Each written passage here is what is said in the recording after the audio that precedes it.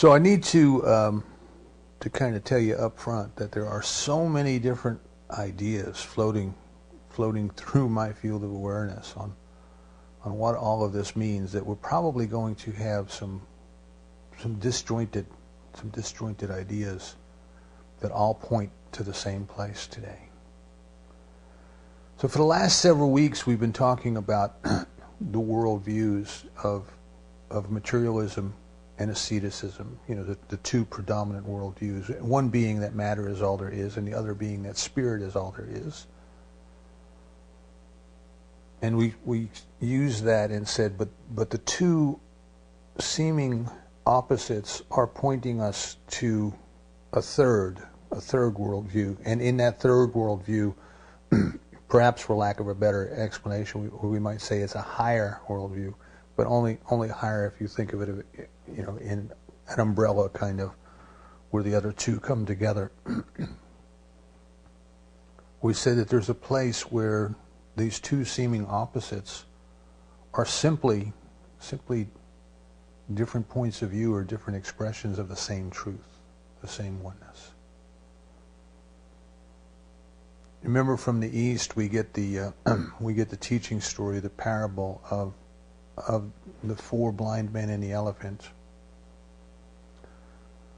and each had a different part of the elephant, and each proclaimed what the elephant was like based on the part they were holding. So one had the leg and said the elephant is like a tree trunk, and the other was pushing on the side and said the elephant is like a wall, and one had the tail and said the elephant is like a rope, and one had the trunk and said the elephant is like a snake.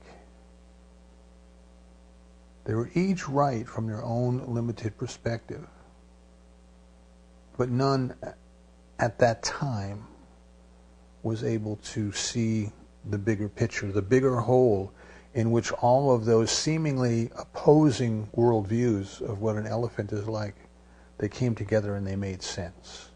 They came together into a bigger whole. So what we want to think about today is the unfoldment of consciousness and the role that the intellect, the ego, and the will all play in our spiritual growth, in our spiritual development, in the spiritual growth and in the spiritual development of all creation. And in the opening treatment, I used the example of the rivers all kind of flowing to the ocean. Just kind of flowing to the ocean. The evolution, the unfoldment, as Joel Goldsmith might say, consciousness unfolding. There's a teaching story that comes to us from Buddhism, and it's called the Sermon of the Flower. And you can search for it on the internet, and you can find many different descriptions and dissertations about what this particular sermon means. But the idea that that comes from it, what we're told. Now, of course, the Buddha was teaching, and at times thousands of people would come to hear him teach. In that culture, when the teacher was teaching, they would put up a staff or a flag, and the people would know that the teaching was about to begin, and they would come and they would assemble. So by the word Upanishads means at the feet of the master, at the feet of the master, and the teachers would stand on hills. It was kind of like a natural auditorium because people could sit and be at different levels, and everybody could see the teacher based on where they were. And in Christianity, we have the Sermon on the Mount, which is an Upanishad, teachings received at the feet of the Master. So the Buddha was teaching, and for the sermon that day, he never said a word, but he simply held up a flower. And he just held it there. And he held that flower up, and one of his students smiled and nodded. He got it. He understood the significance of holding that flower up. And according to the Buddhist tradition, that student was enlightened at that very moment, reached enlightenment at that very moment. And of course the question became, well, what does this mean? What kind of flower was it? What does this mean? And the tradition tells us that it was a lotus flower that he held up. And the lotus flower is unique. In the top part of the lotus flower is very beautiful. We have all seen them. But in order for the lotus flower to grow, it has to grow in muck. So the water is terrible, it's muddy, it's stagnant, it's yucky, it's dirty. And the roots go down into this muck. But out of that which appears to us to be something we would avoid, out of that comes something that is beautiful. And the interpretation that many people take away from this story is that everything is perfect as it is. Everything is perfect as it is. It is all unfolding. And we also get the saying from that, no muck, no lotus. No mud, no lotus. There has to be the mud in order for the lotus to appear. So we might look at the beginning of the lotus flower as it starts to sprout and put its roots down into the muck, and we might look at that and say, oh my goodness, it's terrible, it smells, it's awful, it doesn't even look like a flower. But it's perfect. It's perfect, you see. It is the lotus becoming. It is the lotus unfolding. Consciousness unfolding. So we look at life around us today. We look at our own consciousness. We look at the consciousness in which we exist. We look at the things that are going on in the world today, and sometimes it's very easy to get caught up in all of that and think, oh, it's terrible. It's terrible. Look at the suffering. Look at the pain. Look at the greed.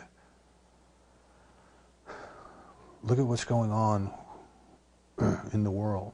The wars, the struggles, the corruption, all of those things. And while we would not want to say, well, this is good and we ought to stay in that place, I think what we want to do is recognize that it is what it is because it is consciousness unfolding.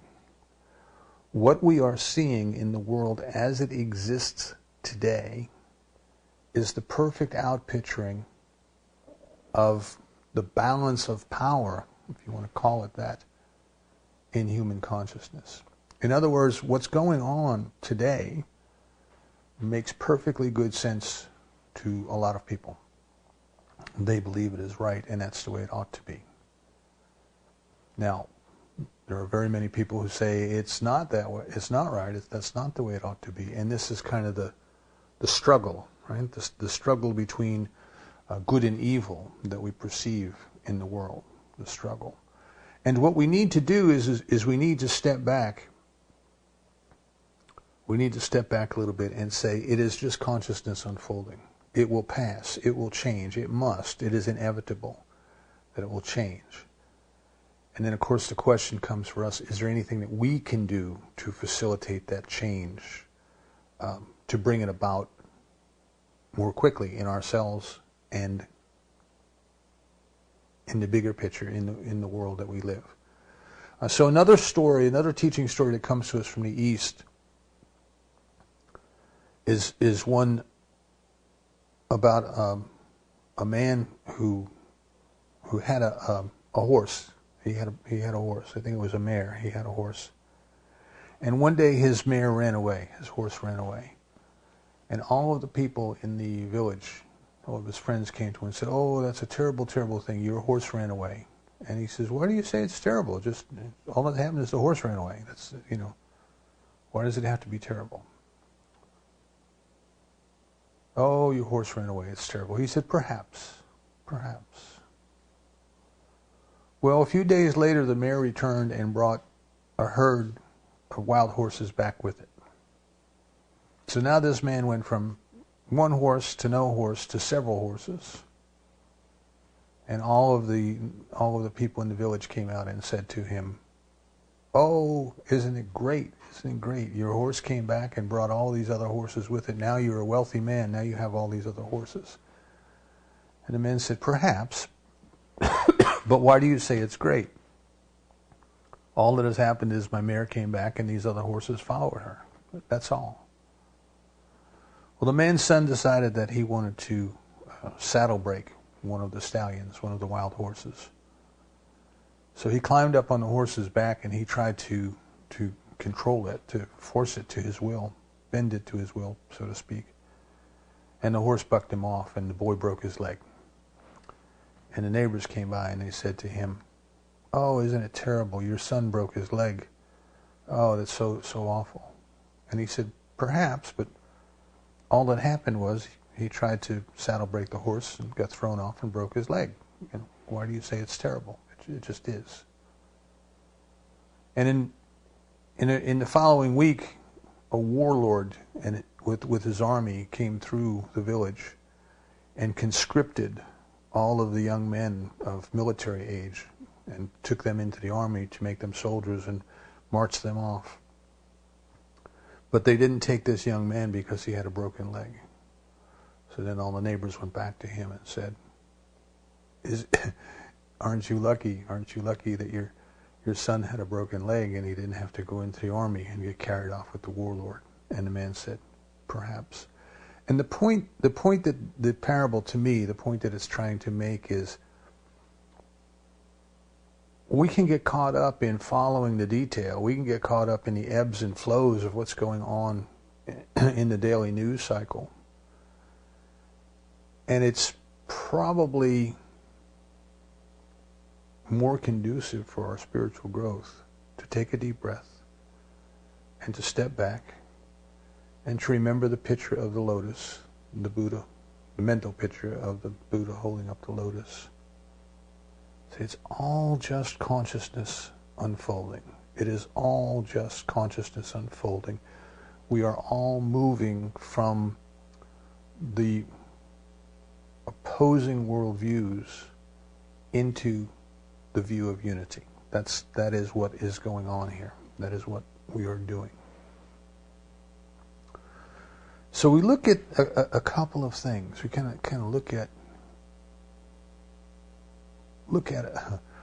a few things. And I just want to mention briefly that if you look at the Bible as we have it here today in our country, and I we have to admit there are many different versions of the Bible. Some have more books than others. Some are translated from different sources than others. So when you use the term the Bible, there is not one. There are many. And then of course we're looking at what we call the Judeo-Christian Bible, and there are scriptures in many other cultures. But I'm just looking at the Bible as we know it, the combination of the Old Testament, the Hebrew Bible, and the New Testament, the Christian Bible. And if you look at the way that it is laid out, if you just step back and look at the way that it is laid out, it starts in Genesis with this idea of duality and separation. Right? Adam and Eve had a very close relationship with God, but they fell from that relationship. Remember, this is a teaching story. This is a metaphor. They fell from that relationship. They fell into the duality. They fell into the knowledge and the experience of good and the experience of evil. And from that point on, if you follow the line through the scriptures, through all of the different books of the scriptures, when you get to the very end of the way that the Bible has been assembled for us, it ends with the book of Revelation. And the book of Revelation is about the experience of unity, about the experience of oneness, the experience of the Christ, the presence of the divine within, as us and through us. So we can see then that there are many struggles, there are many trials and tribulations, there are many things that are going on, but each one seems to be a step in the unfoldment of the human consciousness. From the beginning place, which is kind of not the beginning, but it's where the story starts, the beginning place of separation, ideas of separation, belief in separation, belief in opposing worldviews, to this point where the two opposing ideas are completely dissolved and lost into the unity, into the oneness. This is kind of what we were talking about last week, the destiny of the unfoldment of our consciousness. So we have to look then at, well, how does this come about? How do these ideas of separation come about? What is this thing called the intellect? What is this thing called the ego? What is this thing called the will? And what is their purpose in all this? Excuse me, I'm going to get another sip of water. It'll tickle in my throat.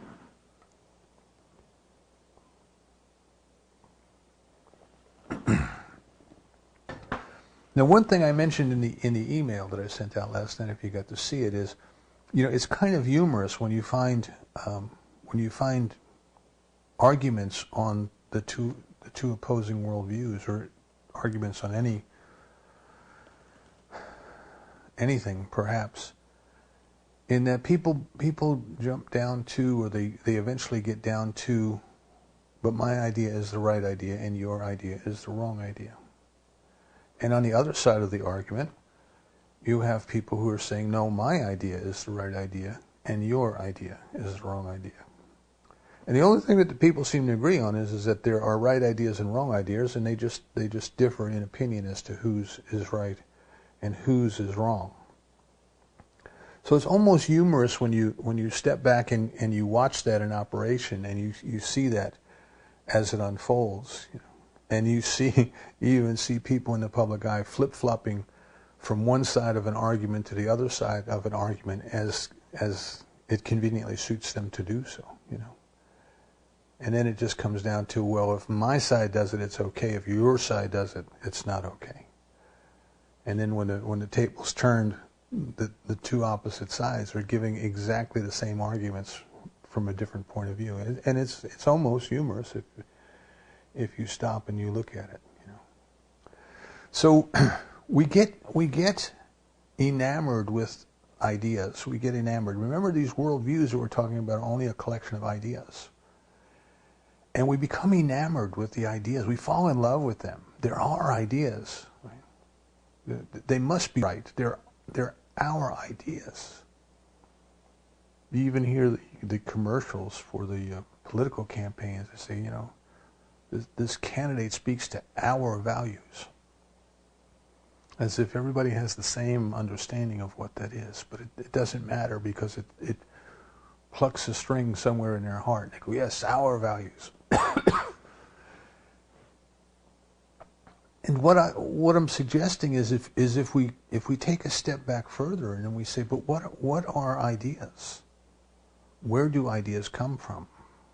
What makes us believe that one idea is right and another idea is wrong? And who is it, or what is it, this entity, this thing called I, this thing that I call myself? What am I that decides, you see? And I like to say, in the West here, we have become enthralled with what we are looking at, and we have spent little to no time trying to determine what we are looking with. Who are we? What are we? And what is this thing called mind or consciousness that is doing the looking? See, we don't know what that is. We can't explain that. And the funny part is everybody experiences it. We all experience it. It's kind of like love. You use the word love, and everybody nods their head as if they know what it is. But that doesn't mean that everybody experiences love in the same way. Even in our own lives, we experience love in many different ways.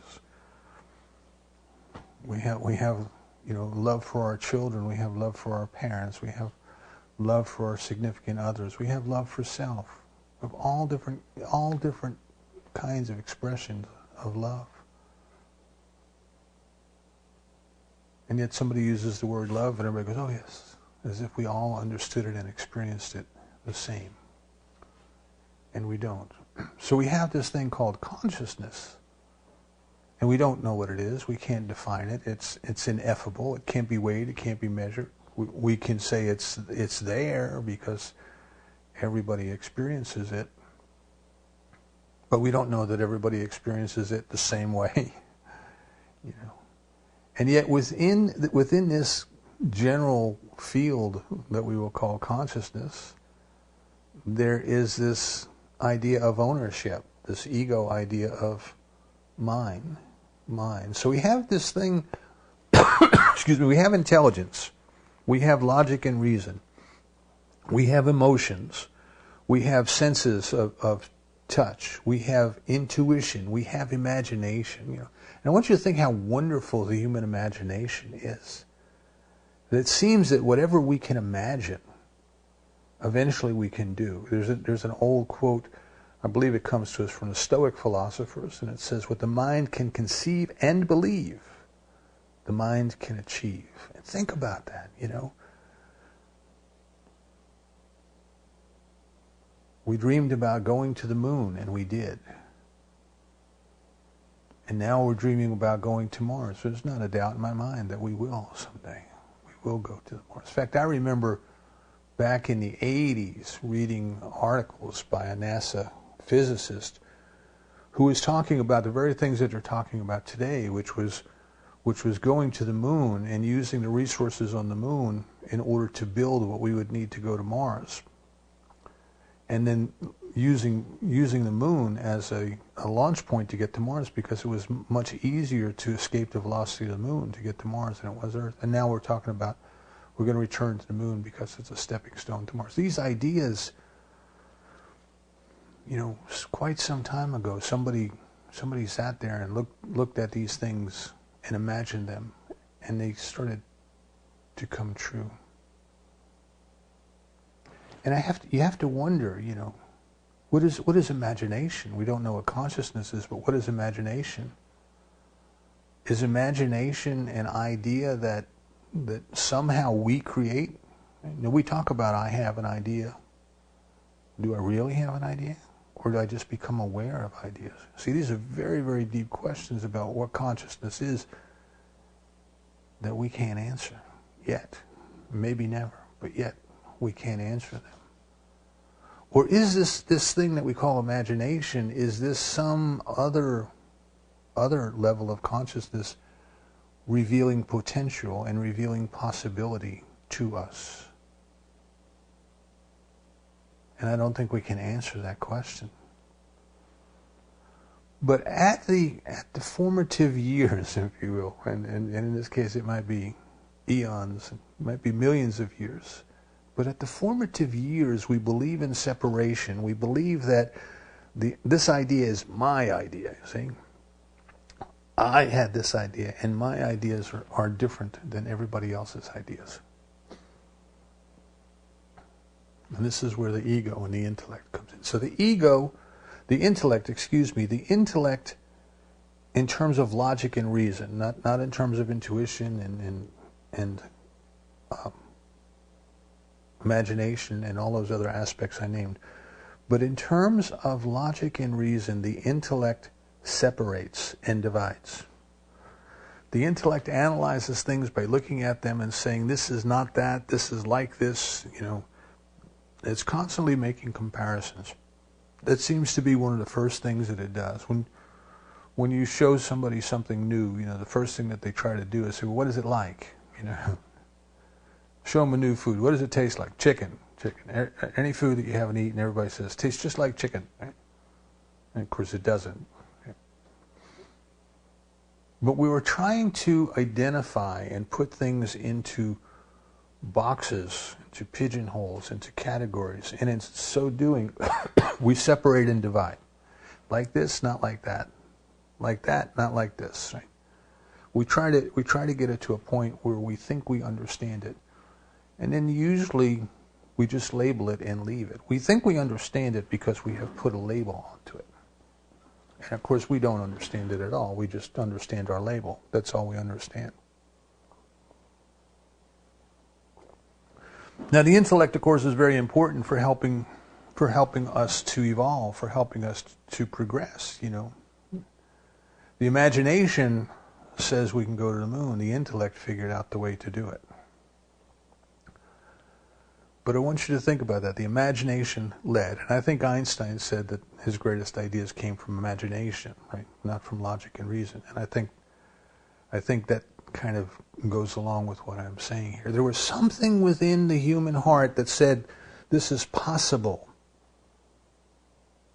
And then we figured out the way to get there.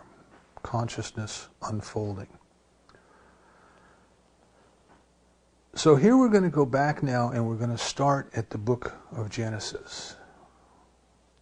We're going to start with this idea. Now you have to keep in mind the setting. You have to keep in mind the setting that the authors gave to us, right? So here we have Adam and Eve. First we have Adam, and then we have Adam and Eve. And they are living, according to the story, in a close relationship with God.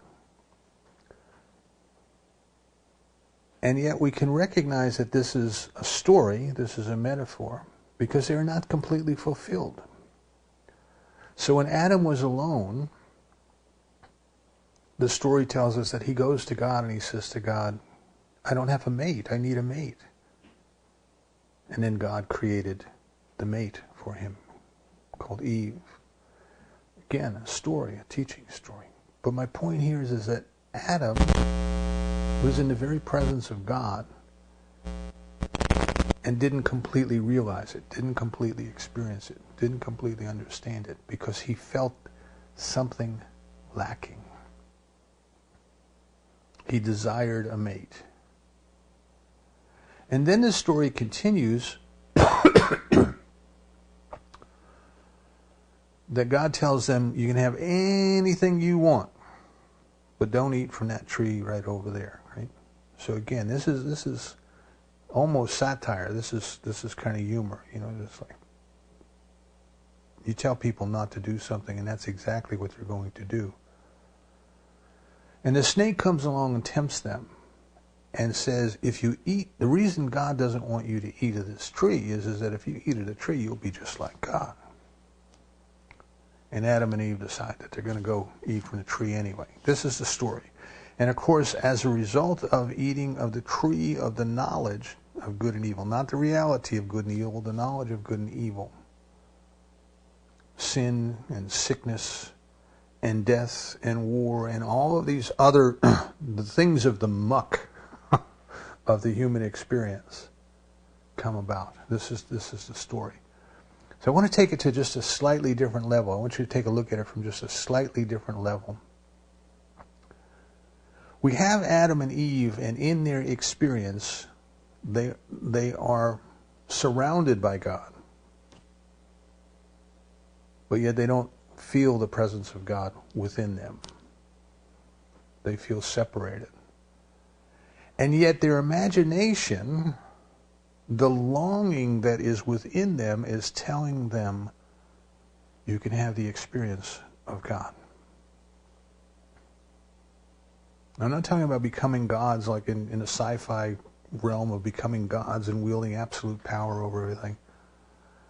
I'm talking about the mystical experience of the presence of God. There's something within them that's telling them there's more. You see, there's more to be had. There's more to this life than just having enough to eat and having a beautiful day every day and walking in the cool of the evening hand in hand with God. There's more. See, there's more than just the physical comforts of life. And they want that more. They want that experience. And they go about it through materialistic means. They go about it through eating the apple.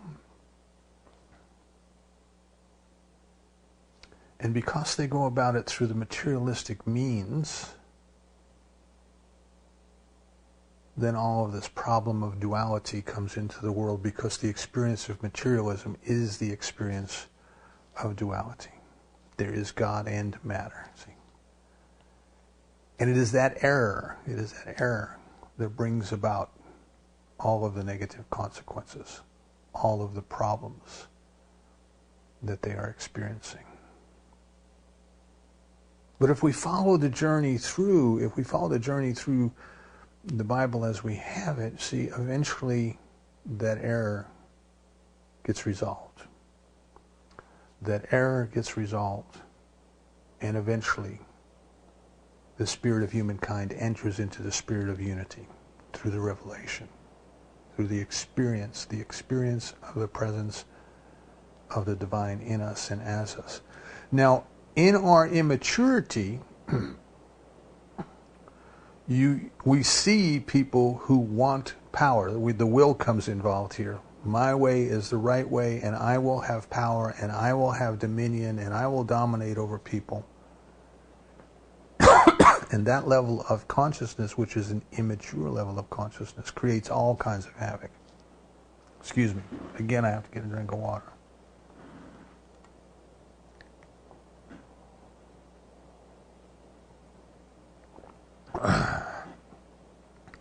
So we can see an example of that in the world that we live in today. What happens when very young people suddenly come into wealth and power? You know, what happens when the emotional maturity is not there, when the intellectual maturity is not there, but the physical power is there? And then we find all kinds of havoc, right? We find all kinds of problems. Violence and addictions and things like that.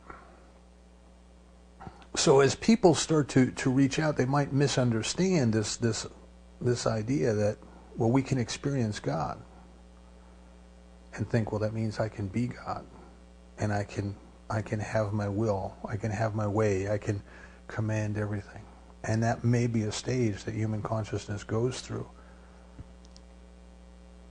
but it is part of the muck. It is part of the mud.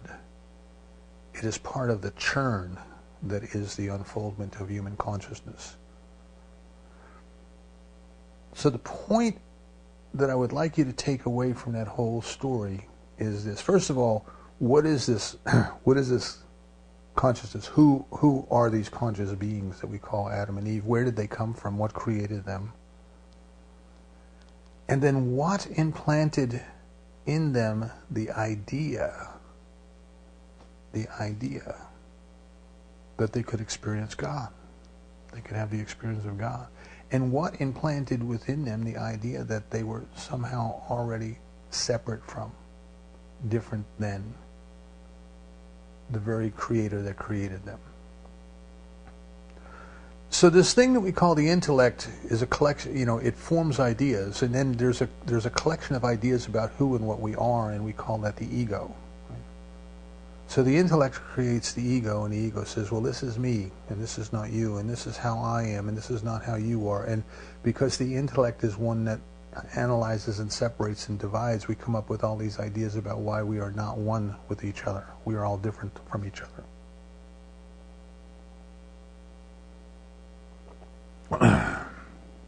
And yet, within that, there's this seed that tells us, oh no, there's something even better. There's a unity. There's a oneness. We have to move towards that. And remember, what we can imagine, history tells us, what we can imagine, eventually we do. Eventually we figure out a way to do it. But Adam and Eve's way was the material way. They were trying to get to it through material means, kind of alchemy, if you will, in terms of somehow modifying the lead to become gold through physical means.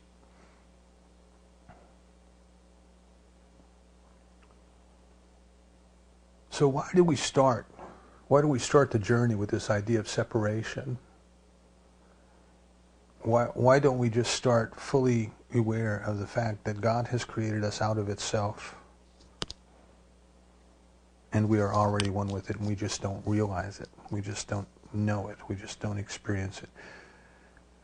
And what we come back down to is an understanding that the unity expresses itself through multiplicity.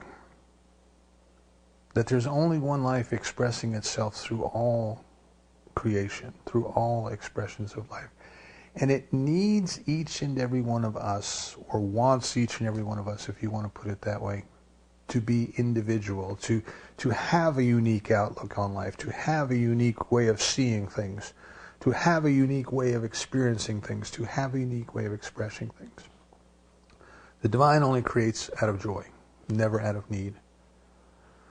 So it created us, and it must have been out of joy, and it created us as its instruments of joy, as its location of joy. We used to say, God is having a party and you're the location. The divine has created us to enjoy, to experience, to express, to love one another in a unique way. In a unique way. And in order for us to be unique, we had to start with this idea of separation. Because then we would find our way back. Just as in the Bible we go through all these different trials and tribulations, we will find our way back in our own unique way to the experience of the oneness. So the divine has created us out of itself. It has left us alone to make that magnificent discovery, but it has placed within our hearts the desire to seek it. That which we are seeking has caused us to seek. It has placed within us this evolutionary force that at the physical level took nature to the point of developing a self-conscious being. And from that point on, has allowed us to use that self-awareness and that self-consciousness to reflect, to think, to alter our consciousness, to step beyond thought, so that we can move into the experience of unity, and in so doing bring our uniqueness with us. So in some traditions then what we look at is we say, well, humanity suffers because of all of the wrong, false ideas that it has. Right? Dr. Holmes tells us we suffer because of ideas of separation. The Buddhist tells us that we suffer because of our erroneous thoughts, beliefs, and actions. The Judeo-Christian world might say that we suffer because of sin. Excuse me. And I think all are saying the same thing. All are saying the same thing. We say, well, what can we do about this? Now, what can we do in order to facilitate our own movement towards the unity, our own flow, accelerate our own flow into the unity, and what can we do to help all of humankind? So the one view is well, we can go in here and we can find every erroneous idea that we have, and we can hold them up one at a time, and we can work with them through logic and reason and counseling and all sorts of things until we dissolve that idea into the nothingness from which it came. And that's one approach. And sometimes we have to do that with some things. And the other approach is well, what is the vessel that holds all of these erroneous ideas? Again, excuse me. And that is the ego. That is the collection of ideas about who we are and the way things ought to be. Well, and this comes to us from the East, if we could dissolve the ego, there would be nothing left there to hold these erroneous ideas. The erroneous ideas would be gone. And of course that terrifies us because we think, well, that means because I think my ego thinks that it is all there is, I will be obliterated. See? This is the fear of death. I will be obliterated. And we can't have that. So we try to find other ways to work towards it. And we're all the way around it. Can we find other ways to get there? But ultimately the quickest way is to dissolve the ego. But it doesn't mean obliteration. It doesn't mean falling into nothingness. It means rising into allness, rising into everything. Because what part of the ego, what part of the identity, if you want to use ego as identity, what falls away is the part that holds the wrong ideas. And if we recognize that there's only God and we are part of that, then what happens is the ego can make a transition from that of separation to not only that of unity. See, it starts out with there's God out there and there's me over here. And then we kind of move into there's God and me, and we're over here together. And then we kind of move to, well, it's God as me, but I'm still kind of in the driver's seat. My willpower is still in charge. And then eventually we have to move into there's only God. So we become consciously active centers of God. And the individual will that we have, which is different than that which is for the highest good, that is gone. So now we can view life as saying, the very love of God is here today as me expressing. And eventually we can get to the very love of God is expressing. See, the as me is gone. How shall God love today? How shall God play today? How shall God express today? And as we start to do that, we move into the revelation. We move back in. We move into the unity from which we came, but we are not aware that we came from. Because that part of us we had to forget in order to develop our uniqueness. But now we uniquely express the love and the joy of God. So the two general approaches, right? One way is we can find erroneous ideas and we can work with them. And this we use spiritual mind treatment for. We have a problem or an opportunity in our lives. There's something that we want to go away, or there's something we want to experience more of. We want to deliberately work with our own consciousness, with all consciousness. We want to dissolve whatever it is that's holding us back, and we use a very specific technique of affirmative prayer to do that. And then we use meditation as the technique to dissolve the ego, because once we have the opportunity to sit in meditation and observe the things that I'm talking about, which is the silliness of our ideas, where did it come from? Where did they go? Who is the one who holds the idea? Who is the one observing the one who holds the idea? Once we kind of step through that looking glass, once we kind of step through that, we realize what's meant by walking the razor's edge. We use the intellect to help us understand that there is a point where the intellect can't go. But experience and consciousness can. So we sit in meditation, we be still and know. We let the stillness come upon us. We let the activities of the day be, because they are all in flux, they are all changing. I think this is one of the most peaceful things that I've ever learned in my life, is everything that you look at, when you look out at the world out there and you think, oh my God, all that needs to change, it's all changing anyway. It's all in the process of changing anyway. The best thing that you and I can do to help that change is to help ourselves, is to work with the only thing that we have, which is our own consciousness, and to practice, to put into practice that which we know ought to be done, to spend our time daily, to spend our time in our spiritual practice, to start to see everything as consciousness unfolding perfectly as it is. That all of these terrible things that we witness in the world are going away. That in the longer term and in the longer scheme of things, that each and every one eventually moves into the unity. And all we can do is to consciously cooperate